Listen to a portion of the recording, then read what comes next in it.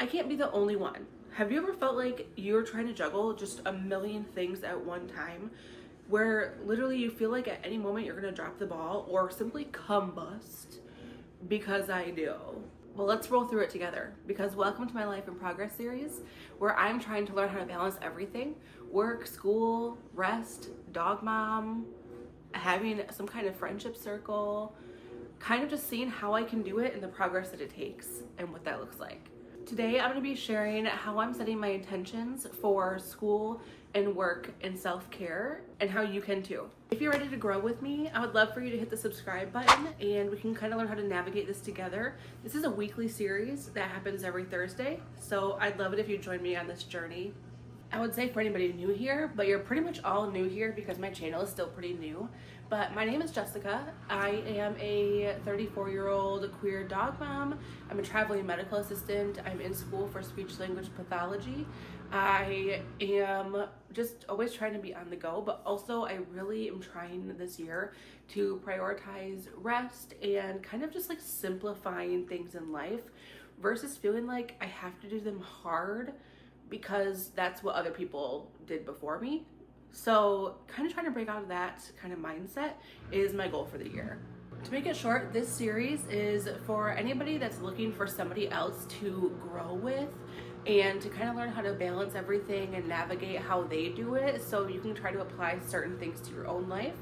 Also, this series is for me to not only document that, but to hopefully have you guys leave comments on how you're prioritizing things and progressing in things, because I feel like together we can kind of make each other better.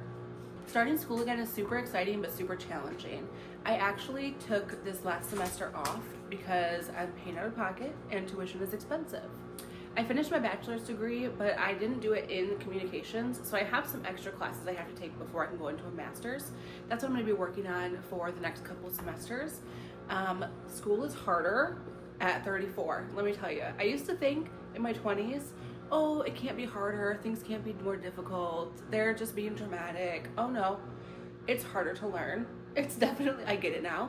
To anybody that might be thinking about going back to school but you feel too old, I just want to say something quickly, because I felt like that when I thought about, okay, I'm gonna graduate and be done with speech pathology and on my own and ready to go when I'm like 38 years old. And to me, that felt like I was starting that so late in life. And I just want to tell you guys that no matter when you start, no matter when you end, you're gonna be 38 no matter what.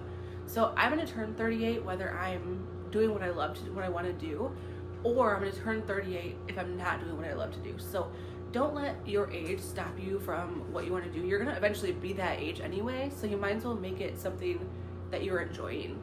Being a traveling medical assistant, I'm moving all the time, so I try not to have a lot of stuff with me, which when it comes to school, that can be a little bit difficult, having all the notebooks that you want and doing all that stuff. I've found that I'm able to use my iPad as like a notebook because I can still use my Apple Pencil to write my notes. So I'm still getting that like writing feeling without having to constantly carry different notebooks. However, I will do flashcards. I don't know if that's something I can go without. There is like Quizlet, which you can do flashcards, but there's just something about having them in your actual hand that makes a difference to me personally. So I have a little online notebook for each subject, and in that I write all my notes down quickly, and then I will try and make it cute or kind of attention grabbing for the things that I really want to see, because then I feel like I actually want to look at it more and I can then recall to memory better where certain pieces of my notes are. Working in healthcare, sometimes it takes your entire brain up. And I don't know how to explain that, but it's like you don't have room when you get home for anything else until you dump out work brain. So what I've realized is taking a nap for me is how I can kind of transition from work brain to school brain. I have not, however, figured out how to do so in a timely manner. And so I'm trying to, this semester, I really want to work on breaking my assignments up so I don't, one, leave it to the last minute or even to the weekend, but I can start working on it closer to the time. And I'm trying to schedule my time out a little bit better, but also include my nap, because or else I'll be thinking about work the entire time I'm doing school, and that's just counterproductive. Being a traveler, life can be super chaotic, and you pretty much sign contracts for 13 weeks at a time. So I've been in Wisconsin for a while, but probably in the middle of the semester, I'm going to be moving. So that makes it hard when it comes to staying in a study schedule for studying. However, when I keep myself on a calendar, which I use Notion right now as a calendar, but I typically like to use my Canvas account, which is on my phone through school pretty much because it shows you what to do and when. Sometimes I'll write it out extra if it's like an assignment I want to break into chunks more. But for the most part, I have a hard time keeping everything on like my iPhone calendar because I don't look at it and then it gets very confusing and muddled up. So I need to have my things separate, and for me that works because I do check them all. So I check my Notion for my content creation, I check my Canvas for my school. I don't really have anything in my personal calendar because your girl's bored. But so for me it works to have those things separate. But for some people, planners work super well. Planners don't work for me in the format of like homework. They work for me in the format of like budgeting. So take with that what you will. But don't be afraid to use tools like planners and things like that if you need to schedule stuff. I am going to start scheduling my downtime because I know that if I don't, I will just plow right through it and I will exhaust myself. When I leave work, I'm not the kind of person that just like turns it off. I think about them at home. Sorry, I thought my dog was being nasty with his toy, but he's not. If any of this is helpful or interesting to you, don't forget to hit the subscribe button. I have more tips and progress coming every single week where we just kind of chat together and figure out our life in a crazy, weird world right now. So the subscribe button is the best way to keep up with that. Self-care is non-negotiable for me, as I've realized how important self-care can be, and I've realized that self-care looks different for everybody. I thought that you had to be a bath candle girly, and I'm not a bath candle girly. I am still figuring out if I can feel self-care from taking super long scented showers, because I've never really been the super long shower girl, and that's something I'm still kind of like dabbling in to see if it is something that fills my cup up. For me, self-care genuinely looks like watching one of my favorite shows. So Grey's Anatomy I like, The Rookie I really like, which is coming back on here soon. Anything with like a plot of some kind of love, I'm a sucker for, okay? I'm such a sucker for it. Self-care to me also looks like taking a long walk with my dogs. Taking a nap for me is self-care. And I think that a lot of that comes from it just quiets my brain down. Skincare is a big self-care for me because it allows me to actually slow down my thoughts and focus on the way the products feel on my skin, focus on the way that they smell, how they're making my skin feel, if they're cold, if they're soothing, if they're warm.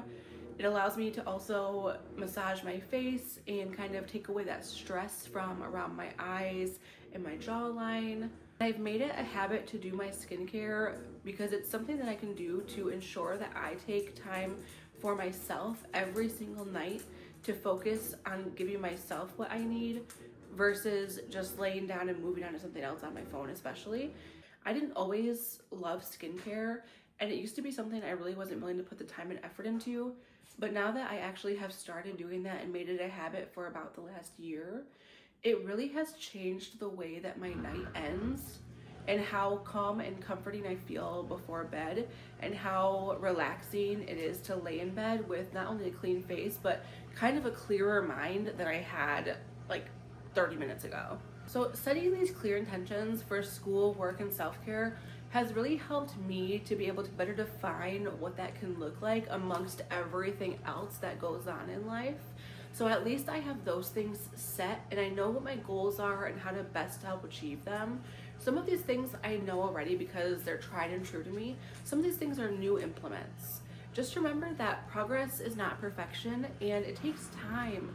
It takes time, so be kind to yourself and know that it's gonna feel uncomfortable for a little bit, but once you get that habit formed and you feel like it's really working, you can build on that or you can change it. Nothing in life is set in stone, and give yourself some grace. Give yourself the love that you would give to others if they were struggling trying to hold everything all at the same time, because you can't hold everything. at 100%. Some stuff you have to only give your 50, but you can figure out how to give your best 50. Don't forget to share your intentions in the comments and to give this video a thumbs up.